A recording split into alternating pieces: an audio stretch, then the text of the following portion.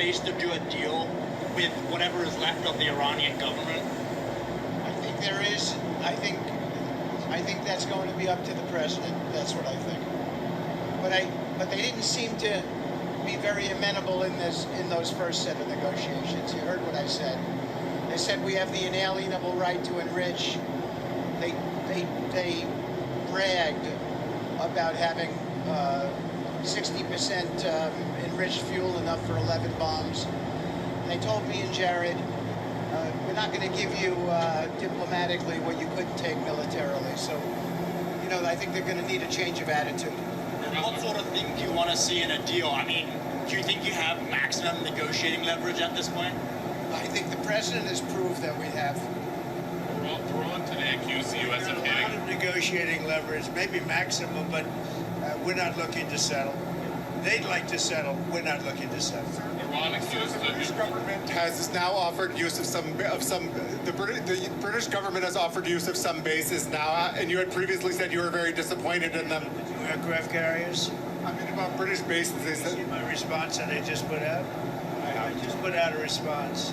Give me the offer to send 2 aircraft carriers. Maybe, but they're not sure. I just put out a response to it. I said, we don't need them. It's not the right time. It would have been nice to have had them 2 weeks ago, but the response I put out, I think, says it very well for you.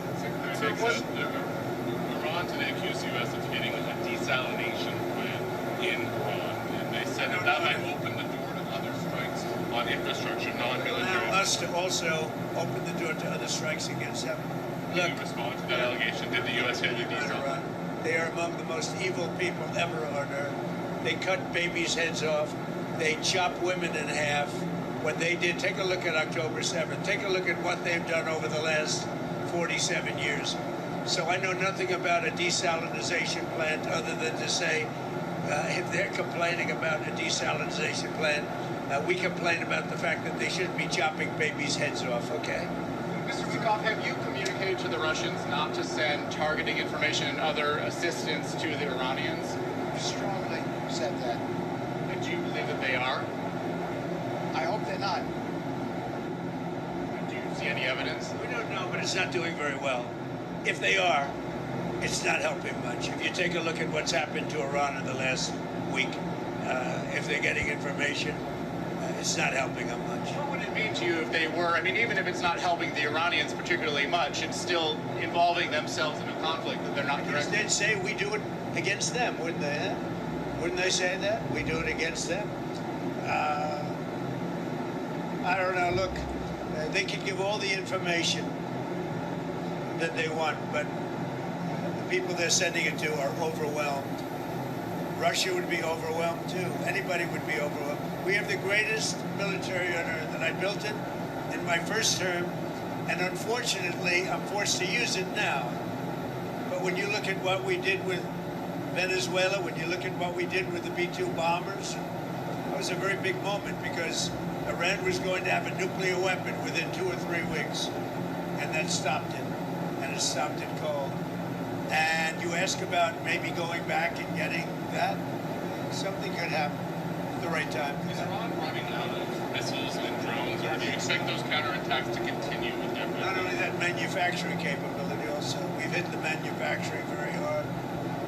They're at about 9% of what they sent out in the first 2 days, and we think that's because they don't have that much. We've knocked out about 70% of the launchers. The launchers are a big deal. Very hard to get, very expensive. You want to talk about leverage.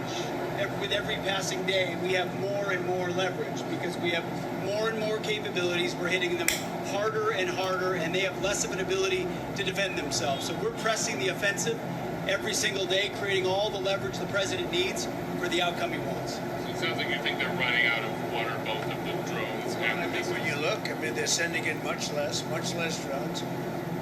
They're being decimated. Now, you know, at some point, I don't think there'll be anybody left maybe to say, we surrender, but they're being decimated. And when you look also, all of a sudden they apologized to the Middle Eastern states that they shot at them. I was very surprised to see they did that, but you mark that down as a victory for us and for the Middle Eastern states who are really friends of ours.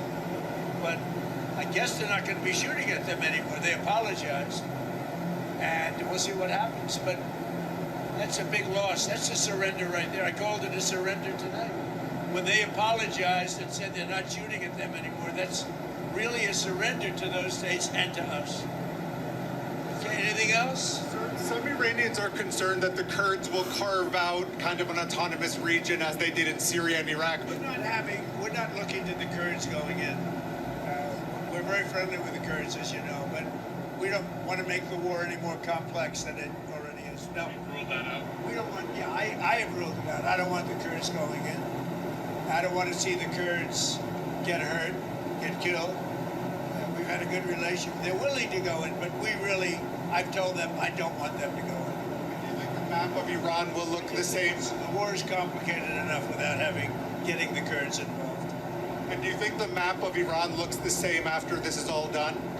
That I can't tell you. Probably not. Do you know if any shipping companies have taken the U.S. up on its offer of insurance to go through the Strait of Hormuz? We have it set up. We have a great insurance and reinsurance system, but I don't.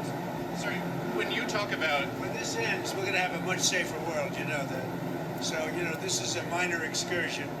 But when this ends, we're going to have a much safer world. And we will have gotten rid of a lot of sick and demented people, the leadership. So we got rid of the one leadership, then we got rid of the second level of leadership. Now they're on their third or fourth level of leadership. And they have leaders right now that nobody even knows who they are. Thank you very much, everybody. Thank you.